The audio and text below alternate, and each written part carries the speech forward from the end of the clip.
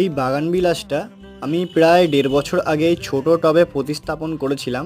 তোমরা দেখতেই পাচ্ছ আমি একটা এখানে সাদা পাইপের সাহায্যে ওপর দিকে ছাতার মতো করার জন্য প্রতিস্থাপন করেছিলাম। এটা অর্জুনা ভ্যারাইটি, তো আলাদা আলাদা সিজনে আলাদা আলাদা ওয়েদারে আলাদা রকম ফুল হয়। তো এখন গাছটার আপডেট তোমরা দেখে নাও।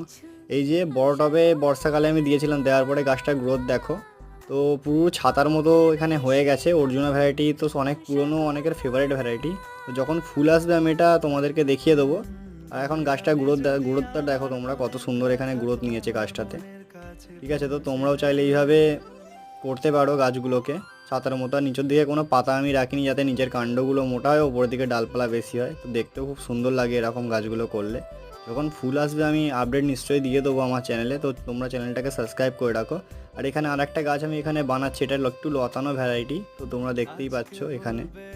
ঠিক আছে, কীরকম করেছি, নিচের দিক থেকে সমস্ত ডালপালা কেটে আমি একটু লম্বা করেছি আর মাথার দিকটা ঝাঁকড়া